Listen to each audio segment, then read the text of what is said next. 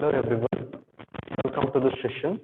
In this session, we shall study about properties of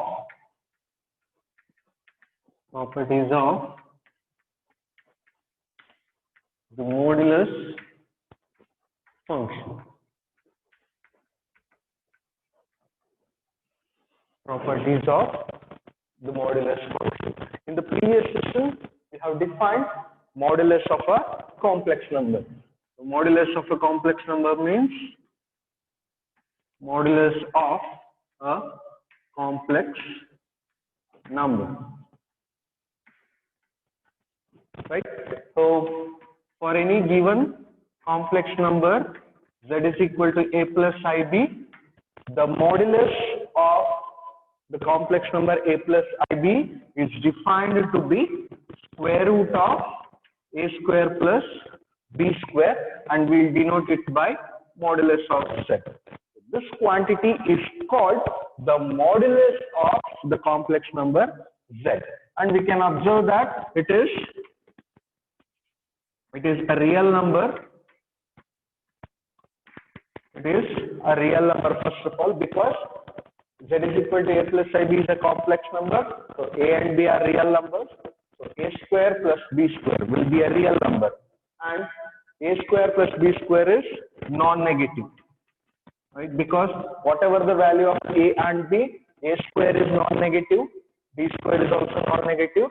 So sum of two non-negative terms is non-negative, and you know that square root of a non-negative number is defined. Square root of a real non-negative number is defined. Hence, square root of a square plus b square is defined. And you know square root has two values, positive value and negative value. And here we consider only positive value. That is called positive square root. So for any complex number z is equal to a plus ib, the modulus of the complex number z is defined to be the positive square root of the number a square plus b square. And square root is, we have taken only positive value, so it will be either 0 or positive. So it is a non-negative real number. Square root of a square plus b square will be a non-negative real number. It is a real number because it is defined to be square root of a non-negative real number which exists, which is a real number, and that square root is non-negative because here we are only considering positive value of the square root.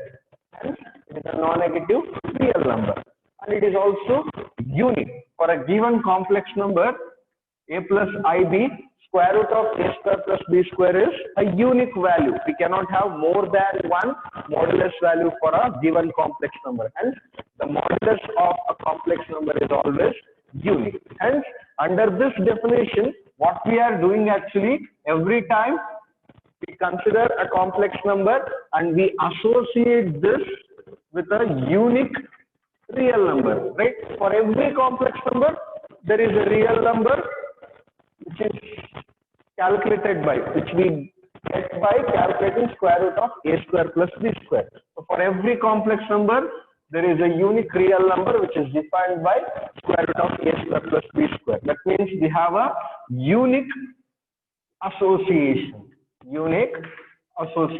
That means every complex number is uniquely associated with a real number. So hence we can consider this definition as a function. It is a function from C to R defined by a plus ib carried to square root of a square plus b square. Hence, the modulus complex number, the modulus of a complex number is a function. It is a function from C to R, or you can say it is a real valued function defined on the set of all complex numbers defined in this way. Or in short, by our representation, this is z and this is nothing but modulus of z. This is the representation of modulus function. Now we shall see what are the properties of this modulus function.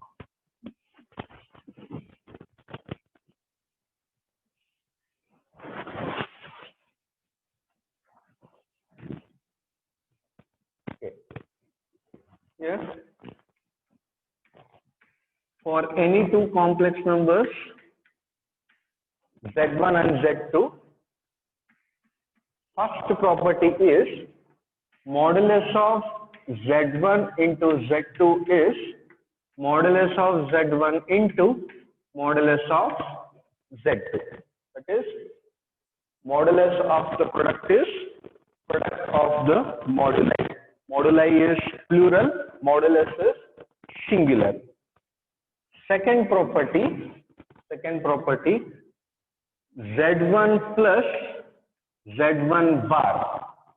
z1 plus z1 bar is 2 times of real part of z1. z1 minus z1 bar is 2i times imaginary part of z1. And the fourth one, z1 into z1 bar is modulus of z1 whole square. So these are the properties related to the modulus function. So we shall prove this one by one. First one, to prove modulus of z1 into z2 is modulus of z1 into modulus of z2. So to prove this one, so just take representation for z1 and z2. So what are z1 and z2? They are complex numbers. So complex number means it will be of the form sum a1 plus ib1, and z2 may take the form say a2 plus ib2. Now, so there are two methods. Start with LHS, simplify it, and try to express it in the form of RHS, or separately evaluate both LHS and RHS and show that they are equal. So now if I consider LHS, it is modulus of z1 into z2. It is modulus of z1 is this, z2 is this. So a1 plus ib1 into a2 plus ib2. Now inside the modulus, I have product of two complex numbers, right? So now first multiply these two complex numbers. How we will multiply? a1, a2 minus b1, b2 plus I into a1, b2 plus b1, a2. Right? Now I have modulus of this complex number. So for a complex number a plus ib, what is modulus of z? It is square root of a square plus b square. That is, it is square root of real part square plus imaginary part square. Right? Here also, in place of a plus ib, I have this complex number. So its modulus will be, it will be square root of real part square plus imaginary part square. That is a1, a2 minus b1, b2 whole square plus a1, b2 plus b1, a2 whole square. Or we can simplify it further. It is square root of, here it is a minus b whole square, this is a plus b whole square. A minus b whole square is a square plus b square minus 2ab. So 2 into a into b plus a plus b whole square.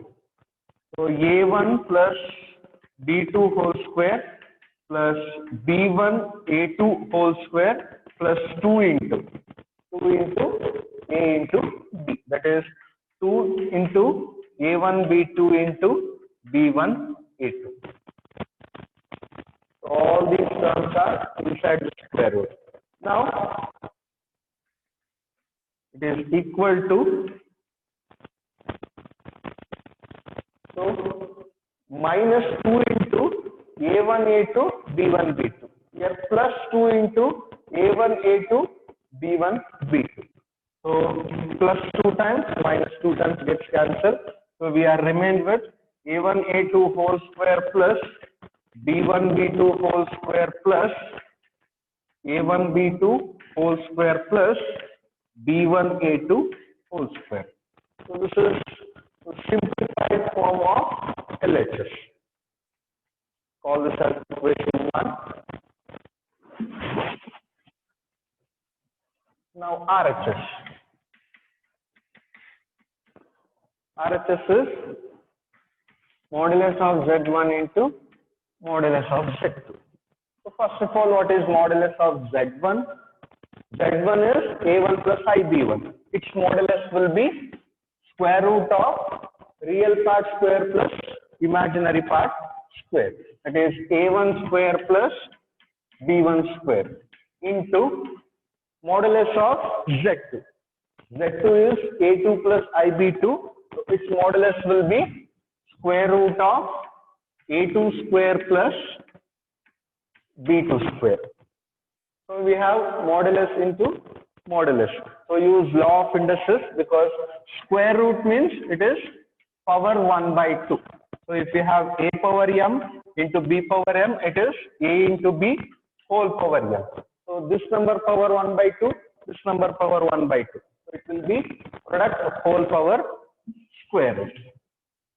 So it will be square root of A1 square plus B1 square into A2 square plus B2 square. So just I have used the law of indices. Now this is equal to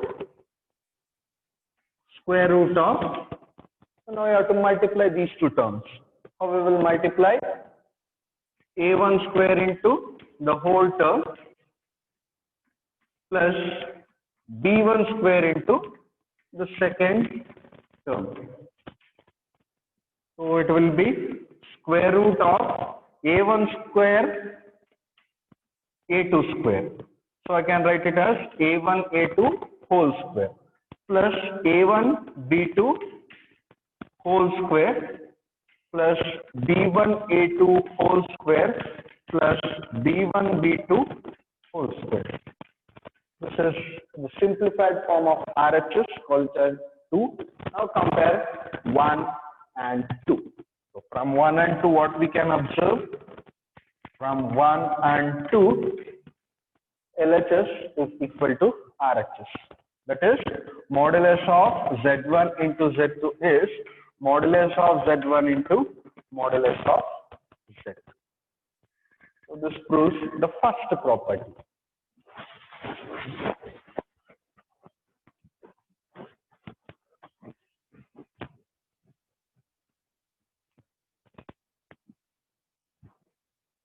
Second one is to prove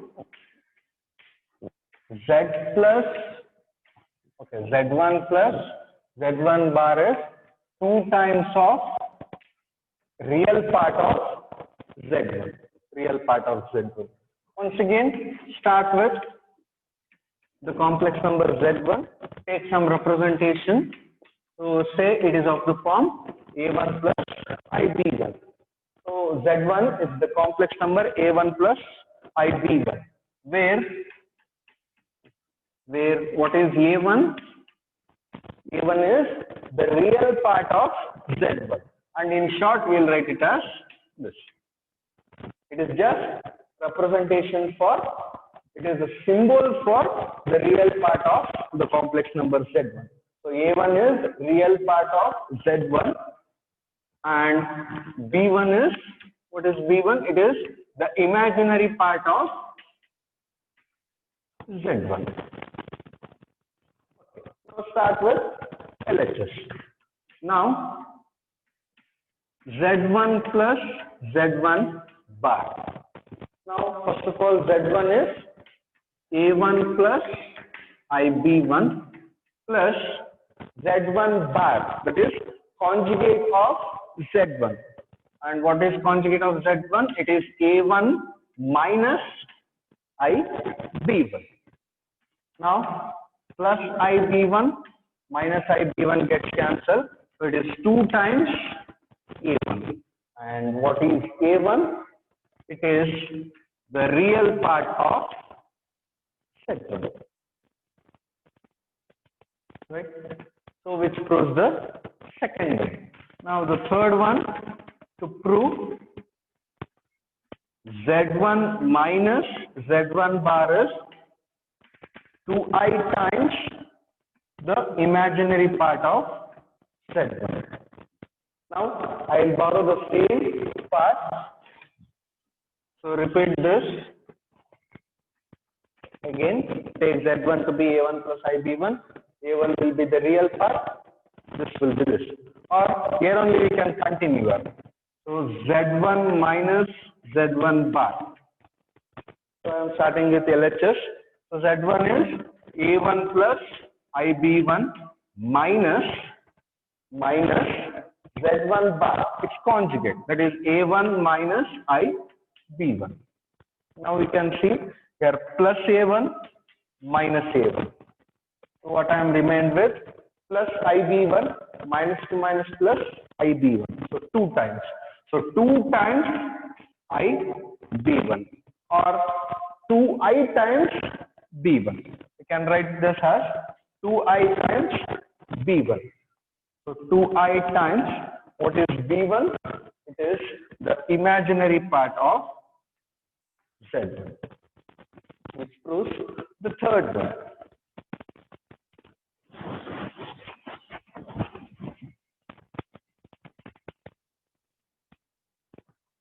The last property, to prove Z1 into Z1 bar is modulus of Z1 whole square. Once again, take Z1 to be of the form A1 plus IB1. So start with LHS, Z1 into Z1 bar.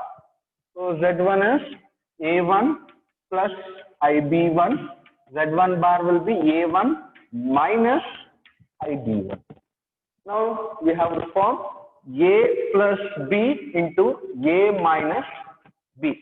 A plus B into A minus B is A square minus B square. A square minus B square. So A1 square minus I square into B1 square. A1 square minus I square is minus 1 B1 square.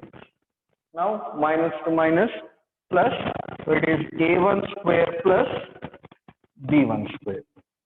On the right hand side, what I should get? I should get modulus of Z1.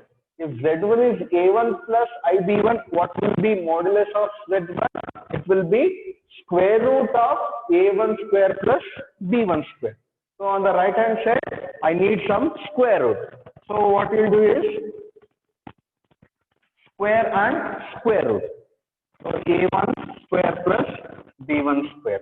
So square root, square gets cancelled, we'll be remained with the above step only. So just have taken square root and whole square.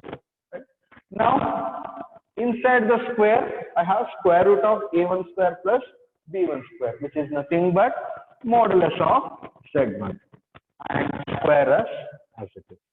So Z1 into Z1 bar is modulus of Z1 whole square. So these are some properties related to the modulus function.